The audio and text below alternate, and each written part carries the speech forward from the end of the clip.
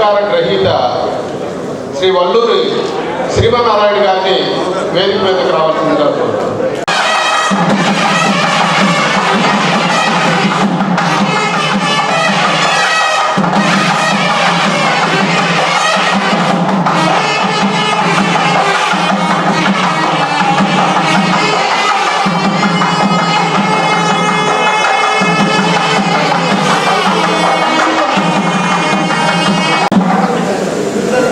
ఎన్టీఆర్ జిల్లా అధ్యక్షులు శ్రీ అడ్డూరి శ్రీరామ్ గారిని వేదికను అలంకరించవలసిందిగా కోరుతున్నాను. నమోభారతీయం వ్యవస్థాపక అధ్యక్షులు పెద్దలు శ్రీ జీవి రామారావు గారిని వేదికను అలంకరించవలసిందిగా కోరుతున్నాను. పార్టీ అధ్యక్షులు తాతినేని శ్రీరామ్ గారిని వేదికను అలంకరించవలసిందిగా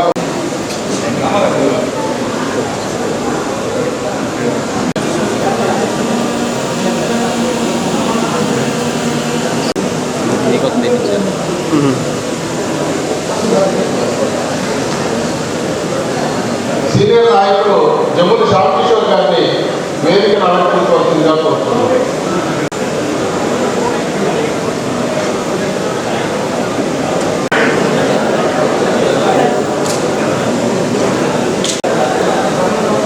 నేటి ఈ సభకు సంవత్సరంలో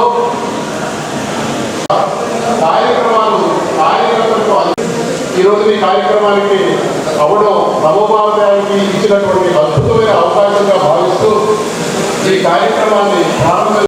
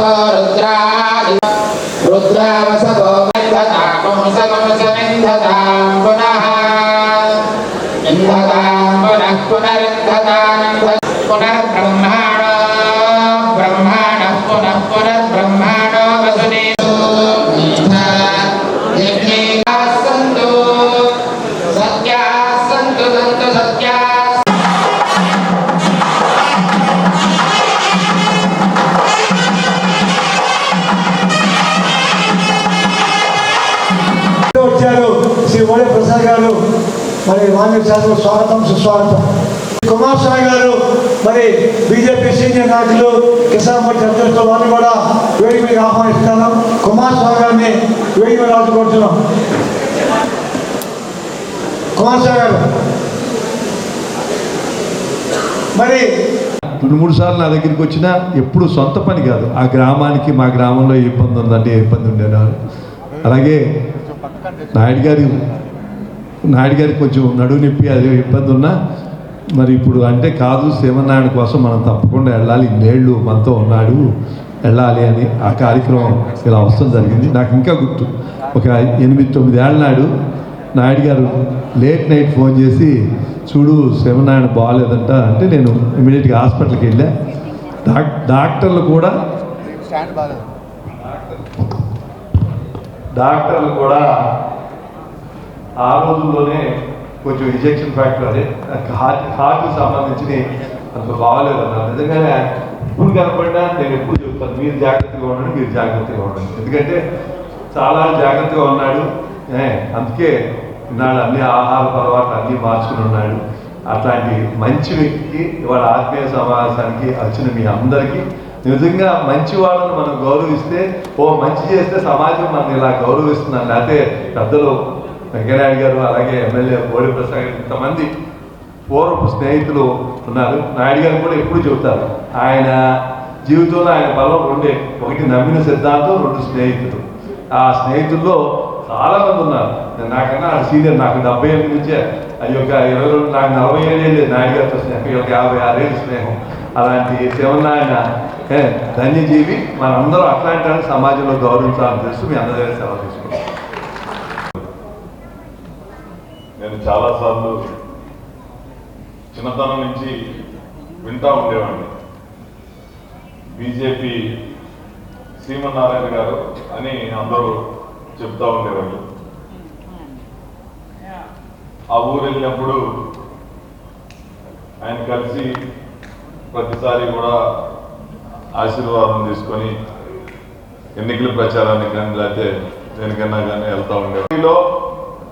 అధికారం లేకపోయినా ఏ పదవి ఆశించకుండా మరి ఇన్ని సంవత్సరాలు ఆ బీజేపీలోనే ఉండి బీజేపీ శ్రీమన్నారాయణ గారుగా మరి ఉన్నారు అని అంటే నిజంగా ఆయన్ని సన్మాన సభలో పాల్గొనడం నా అదృష్టంగా భావిస్తా ఉన్నా. ఇంకొకటి ఏంటంటే మరి పెద్దలు పితృ సమానులు, తెలుగు ప్రజలు ఎక్కడున్నా కానీ గుర్తుకు వచ్చే వ్యక్తి మరి వెంకయ్యనాయుడు గారు.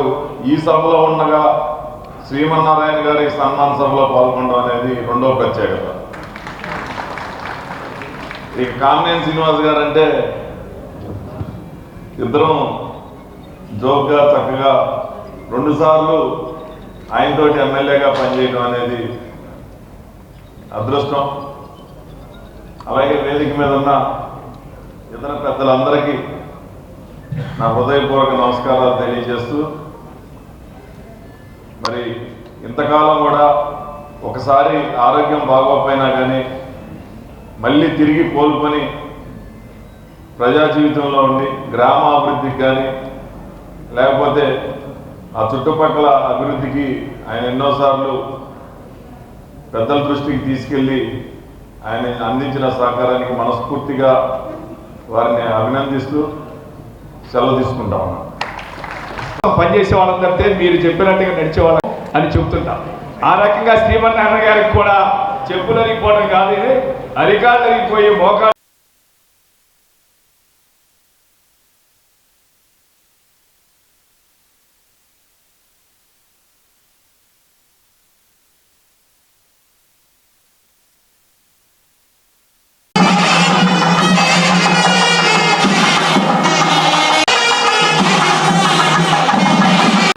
అది పద్ధతి కాదు. వచ్చిన వాళ్ళకి మామూలు కూర్చున్నారనుకోండి, మీరు ఆలస్యంగా వచ్చారు కూడా మిగతా వాళ్ళు తెరవదు.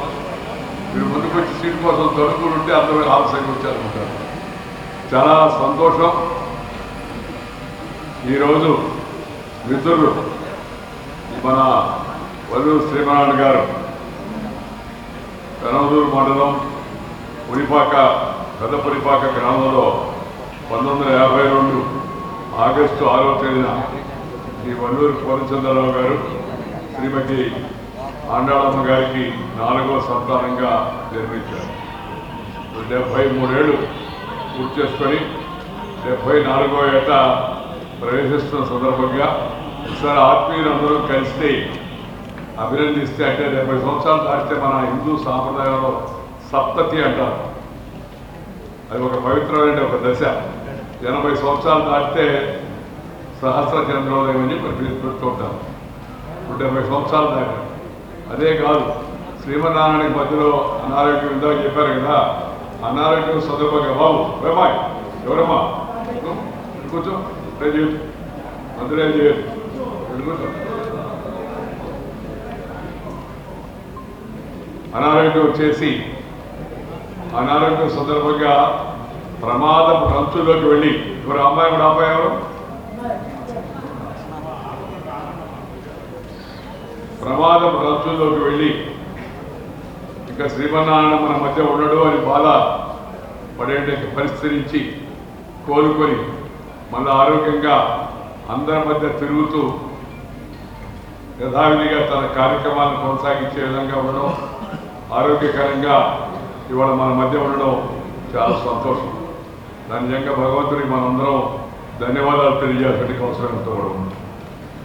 నేను ఎక్కువగా మాట్లాడేవాడు, మనం ముఖ్యంగా అభినందించడం కోసం వచ్చాం. అందువల్ల ఎక్కువ ప్రసంగం చేయడం అది కూడా మంచిది కాదు. పైపించిన ఈ మధ్య సభలో గమనిస్తున్నాను, రాజకీయ నాయకులు అందరూ గుర్తుపెట్టుకోవాల్సి కూడా నేను ఇప్పుడు రాజకీయంలో లేను, పార్టీలో కూడా లేను. నా మనసంతా బీజేపీ అభిమానం ఉంది. కానీ దేశ ఉపరాష్ట్రపతి అయిన తర్వాత రాజ్యాంగ పదవిలో చేరాను కాబట్టి రాజకీయంలో ఉండకూడదని నిర్ణయించుకొని ఒక మంచి సాంప్రదాయం ప్రకారం పార్టీకి రాజీనామా ఇచ్చి రాజకీయాలకు దూరంగా ఉంటున్నాను. దేశంలో ఉండే రాజకీయాలు, రాష్ట్రంలో జరిగే పరిణామాలు లేదా వివిధ విషయాలపైన బహిరంగంగా అక్కడ వ్యాఖ్యానం చేస్తున్నాను. పార్టీల అంతరంగిక విషయాల గురించి కాదు, పార్టీలు ఎలా నడవాలి, రాజకీయ నాయకులు ఎలా నడవాలి, కొంతమంది ఎలా నడుస్తూ ఉన్నారు, ఇది సమాజానికి మంచిది కాదు, ఇలాంటి విషయాలు చెప్తున్నాను. దాంతోపాటు కాలేజీలు, యూనివర్సిటీలు, ఐఐటీలు, రైతు సంఘాలు, సాంస్కృతిక సంఘాలు అలాంటి వాళ్ళు పిలిచేట ఆ సమావేశాలకు వెళుతూ ఉన్నాను. వాళ్ళకి నా అనుభవం జోడించి కొన్ని మాటలు వాళ్ళకి చెప్తూ ఉన్నాను. ఈరోజు ముఖ్యంగా ఈ సందర్భంగా నేను చెప్పదలుచుకున్న రెండే విషయాలు మనందరూ గుర్తుపెట్టు. ఒకటి, కార్యకర్త అంటే ఎలా ఉండాలి, ఏ పార్టీ అయినా. కార్యకర్త అంటే కార్యాన్ని చేసేవాడు, దానికి కర్త.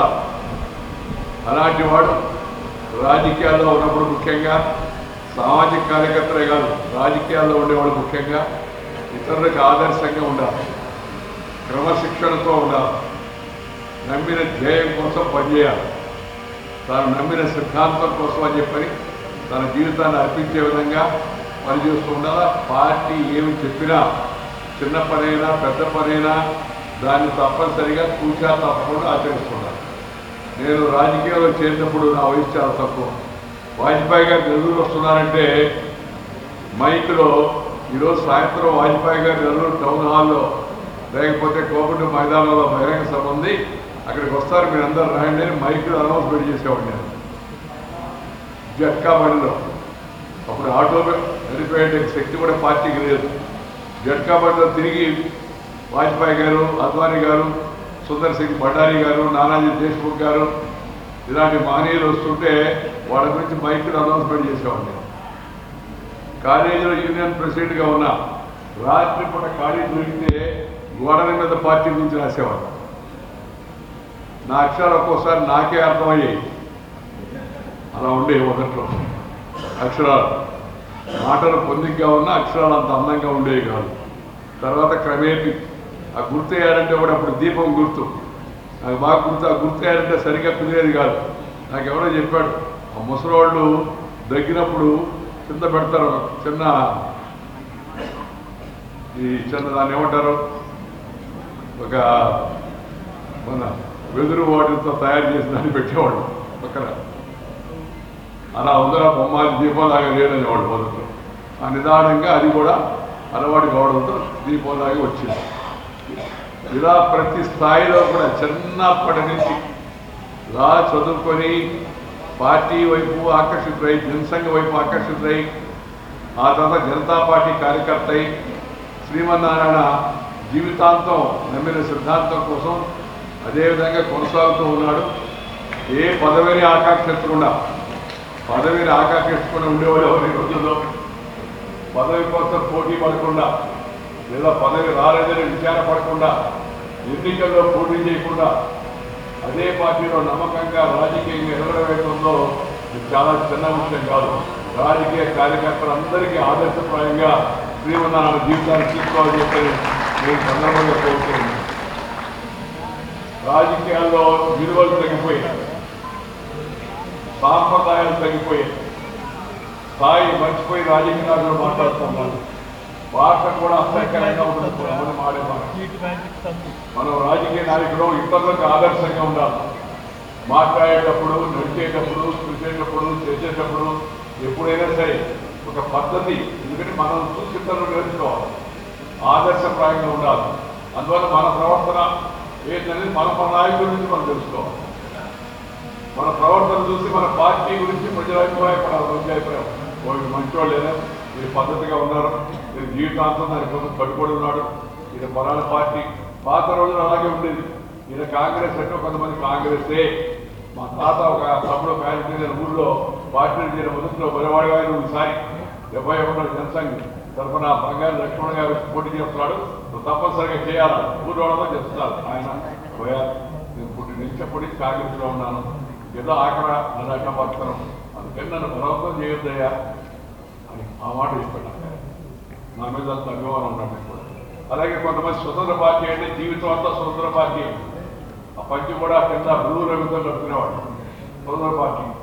ఆచార్య రంగా గారు, రాజగోపాలాచార్య గారు పెద్ద ఆయన, అద్దత రంగా గారు, తర్వాత గౌతు రసన్న గారు, మన జిల్లా వాస్తవ్యుడు బ్రహ్మాండమైన ఉపన్యాసం ఇచ్చే శంకర్ సత్యనారాయణ గారు, వీరాచార్య గారు, వీళ్ళందరూ ఆ పార్టీ అంటే ఆ పార్టీలోనే ఉండేవాడు. వెంకటేశ్వర రెడ్డి ఒక ఆయన ఉండేవాడు విజయవాడ, సోదర పార్టీ. నాకు ఆ రోజుల్లో గుర్తు, రసన గారు సీనియర్ ఆయన. వీళ్ళందరూ ఎప్పుడు వీళ్ళు మారేయాలని అడగాల్సిన అవసరం లేదు.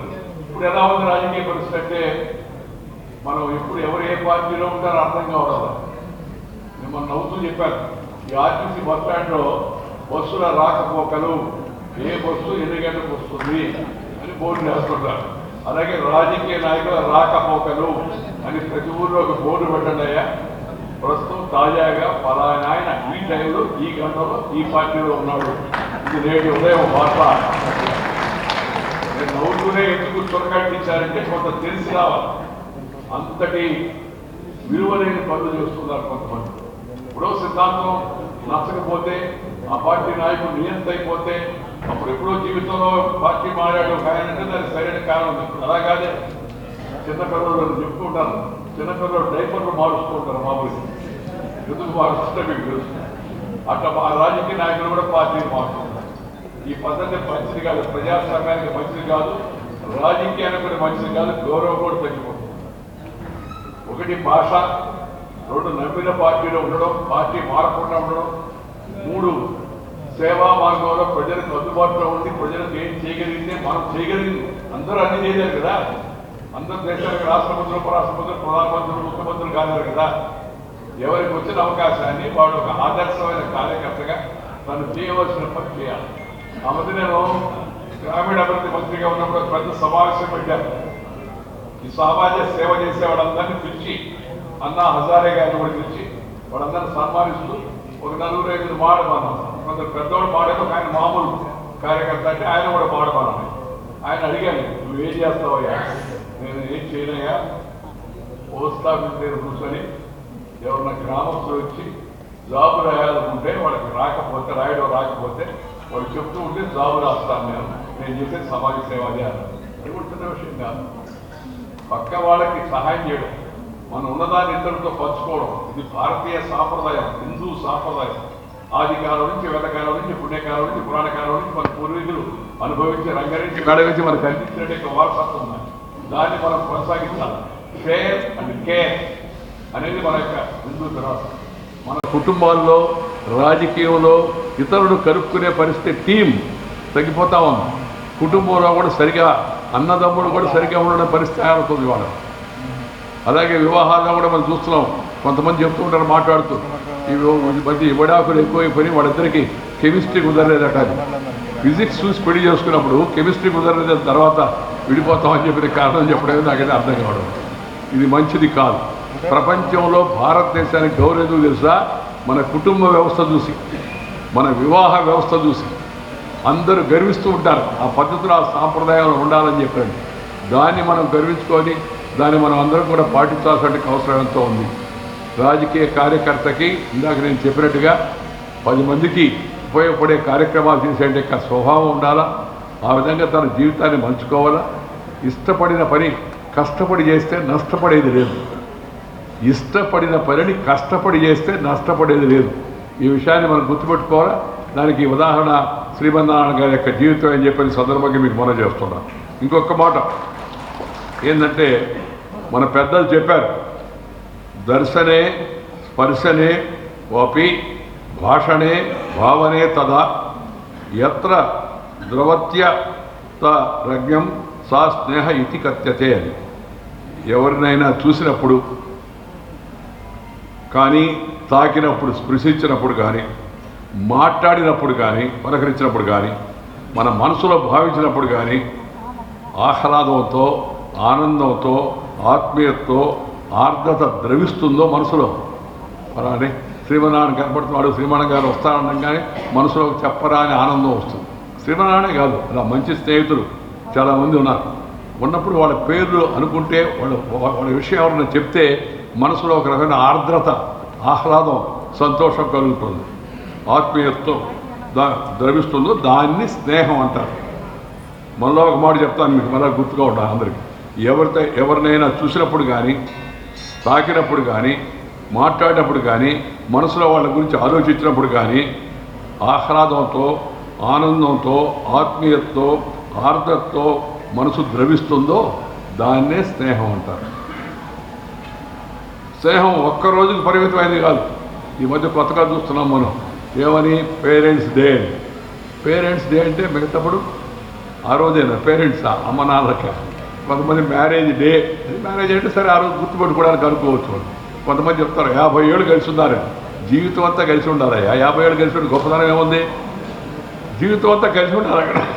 మనం ఆ విధంగా ఆ పంతులు గారు మంత్రం చెప్పాడు, మనం దాన్ని ఒప్పుకొని చేసుకున్నాం. అందువల్ల ఈ డేలు ఇవన్నీ ఇంగ్లీష్ వాళ్ళు పెట్టారు. డే ఆ రోజు పేరెంట్స్ డే అంటే అమెరికాలో, ఇంగ్లాండ్లో అమ్మ నాన్న కొడుకు పిల్లలందరూ కలిసి ఉండరు. నేను అమెరికా పోయిన రోజు ఒకరోజు ఊరి బయట చికాగో బయట పెడుతుంటే మా స్నేహితులతో పాటు ఇళ్ళన్నీ వరుసగా ఉన్నాయి. మా ఆవిడ కూడా పక్కన ఉంది. మా ఆవిడ నాలాగే పల్లెటూరు ఆమె.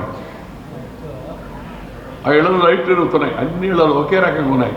ఈ పక్కన మమ్మల్ని ఎవరైతే అక్కడ ఆ ఊళ్ళో ఆతిథ్యం ఇచ్చాడో, ఈ ఊరు విజయవాడ అతనే, సుధాకర్ అని చెప్పని, ప్రసాద్ గారిని ఒక ఆడిటర్ కొడుకు అయితే ఆయన అడిగింది ఏంటి ఇక్కడంతా వరుసగా ఇళ్ళు ఉన్నాయి, లైట్లు అంతా ఉన్నాయి వాళ్ళని. ఏ లేదు, వాళ్ళ పేరెంట్స్ డే, పిల్లలు వచ్చి వాళ్ళ అమ్మ నాన్న ఉంటే అక్కడ వాళ్ళని పలకరించి వాళ్ళకి ఏదో స్వీటు అది ఇచ్చి శుభాకాంక్షలు చెప్పి పోతుంటారు అని. అంటే మా ఆవిడ అంతా ఎక్కడికి పోతుంటారండి అని. వాడు ఇంటికి పోతారండి. వీళ్ళకి వాళ్ళు కలిసి ఉండరా? సంవత్సరానికి ఒకసారి వచ్చి బాగున్నావా అని చెప్పి కేక్ పెట్టడం, కలిసి ఉండవా అని. మన దేశంలో ఏంటి, మన తాతయ్యలు, అమ్మమ్మలు, నానమ్మలు అందరూ కలిసి ఉంటే ఆ సంతోషం చెప్పనరివి కాదు. కుటుంబం అందరూ కలిసి ఉంటే, అన్యోన్యంగా ఉంటే, ఒకరికొకరు సహకారంగా ఉంటే అది చెప్పడానికి వీలులేదు. అలాంటి కుటుంబ వ్యవస్థలో మనం ఉన్నాం అందరూ కూడా. స్నేహం ఆఖరికి ఇంకో మాట చెప్తాను, స్నేహం ఒక్కరోజుకి పరిమితమైంది కాదు, జీవిత పర్యంతం. స్నేహం ఎలా ఉండాలంటే కనురెప్పలాగా ఉండాలి. కనురెప్ప మామూలు జనానికి అర్థం కావాలని నేను ఆ మాట చెప్తాను. కనురెప్పలో ఎట్టుండదు, కంటిని కాపాడుతూ ఉంటుంది. రెప్ప వారకుండా, రెప్ప వాల్చకుండా కంటిని కాపాడుతూ ఉంటుంది. స్నేహం కూడా ఈ కనురెప్ప వలె మనకు అండగా నిలబడే యొక్క మహోన్నత ధర్మబంధాన్నే స్నేహం అంటారు. శ్రీమన్నారాయణ స్నేహానికి పెట్టింది పేరు. పార్టీలో కార్యకర్తగా పనిచేస్తూ నాతో స్నేహం పరిచయం కలగడం ఒక రకం. దాంతోపాటు స్నేహం కూడా ఒక ప్రేమ, ఒక అభిమానం, ఒక ఆప్యాయత, చూడగానే ఇష్టపడే మనస్తత్వం, దానికి సరిపోయిన కర్తృత్వం, అన్నిటికీ మించి మిత్రత్వం. ఈ కర్తృత్వం, మిత్రత్వం ఇది కలిగినట్టే నేతృత్వం ఉంటే ఎవరైనా పైకి రాగలరు జీవితంలో. కలిసి పలకరించుకొని కలిసి భోజనం చేస్తే బాగుంటుందని ఈ కార్యక్రమం ఏర్పాటు చేశారు. అభినందించడం కూడా మన సాంప్రదాయం కాబట్టి కొంతమంది అభినందించడం చేయొచ్చు. కాబట్టి ఆ కార్యక్రమం ఇవాళ పాల్గొనడం నాకు చాలా సంతోషంగా ఉంది. నాకు చెప్పాను. చెప్తే మా వాళ్ళందరూ అన్నారు, ఆ సెక్రటరీ వాళ్ళంతా, సార్ దానికోసం ఇక్కడి నుంచి మళ్ళీ పోవాలన్నా మీరు ప్రయాణం చేయడం ఈ వయసులో. నాకు కొద్దిగా వయసు పెరుగుతూ ఉంది, ఆరోగ్యం కూడా ఇంతకుముందు అంత సహకరించడం వల్ల తిరగందే ఉండలేను నేను, అది వాస్తవం. కానీ ఎక్కువగా తిరగడం వలన అరిగిపోయింది. ఎక్కువగా నడువు నొప్పి రావడం లేదా ఇతర చిన్న సమస్యలు వస్తున్నాయి. 76 వయసేమో, 96 ఏళ్ళకి సరిపడి తిరిగేశాను నేను చిన్నప్పటి నుంచి. అందువల్ల దాని ప్రభావం వాళ్ళ శరీరం పైన కనబడుతూ ఉంది, కొంత ఇబ్బందిగా ఉంది. ఉన్నప్పటికీ కూడా శ్రీమన్నారాయణ మీద అభిమానంతో తప్పనిసరిగా వెళ్ళాలి. శ్రీమన్నారాయణ అభినందన కార్యక్రమంలో పాల్గొనే ఉద్దేశంతో కేవలం దానికోసమే నేను వచ్చాను. నేను వస్తున్నానని తెలిసి మిగతా వాళ్ళు వేరే కార్యక్రమాలు కాలేజీ వాళ్ళు ఒక కాన్వకేషన్ కావాలంటే సరే దాన్ని కూడా ఒప్పుకున్నాను. అది చూసుకొని పోదామని చెప్పని ముఖ్యత ఆహరించాను. శ్రీమన్నారాయణ పార్టీలో సహచరుడిగానే కాకుండా మిత్రుడిగా ఉంటూ ఎప్పుడు తలలో నాలుగుగా చెప్పిన మాట అని చెప్తే దాన్ని ఆచరిస్తూ మిగతా మిత్రులందరూ కుమారస్వామి ఇప్పుడు అందరూ టీం అంతా చూస్తారు. ఇప్పుడు పార్టీలో ఉన్నవాళ్ళు ఇప్పుడు కొత్త అధ్యక్షుడు కూడా ఈ జిల్లా అధ్యక్షుడు శ్రీరామే, ఆ జిల్లాకి అధ్యక్షుడు ఇద్దరు శ్రీరాములు అధ్యక్షుడు యారని ఇప్పుడు ఇందాక పరిచయం చేసుకున్నారు వాళ్ళు. అలాగే అటు శ్యామ్ కిషోరు, లక్ష్మీపతి అధ్యక్షుడు లక్ష్మీపతి అందరూ అభిమానించే లెక్క డాక్టర్ శ్రీనివాస్ గారు, శాసనసభ్యుడు బోడే ప్రసాద్ గారు, మన స్థానిక నియోజకవర్గం కాబట్టి, అలాగే ఇతర పెద్దలందరూ ఇక్కడ కలిసి ఈ కార్యక్రమంలో పాల్గొనడం చాలా సంతోషం. శ్రీమన్నారాయణ నువ్వు ఇంకా దీర్ఘకాలం ఆరోగ్యంగా జీవించాలని నేను పంతులకు చెప్పా. దీర్ఘాయుష్ అంటే కేవలం దీర్ఘాయుష్ వద్దయ్యా, దీర్ఘాయుష్తో పాటు ఆరోగ్యంగా ఆనందంగా ఉండాలి. అంతేగాని వయసు పెరిగిపోయింది మనమేం కదలలేకున్నాం ఇతరులకు భారం అవుతామని అలా ఎవరిని ఆశీర్వదించకూడదు, కోరకూడదు కూడా. అందుకని ఆశీర్వదించేటప్పుడు అందరూ చెప్తున్నా నేను ఆశీర్వాదం ఆరోగ్యంగా ఉండండి అని దీవించండి అని చెప్పి. మామూలుగా ఏమి దీవిస్తారు? దీర్ఘాయుష్మాన్ భవ నీకు అని చెప్తారు, ఐశ్వర్యాన్ భవ అంటే బాగా నీకు డబ్బులు బాగా కావాలని.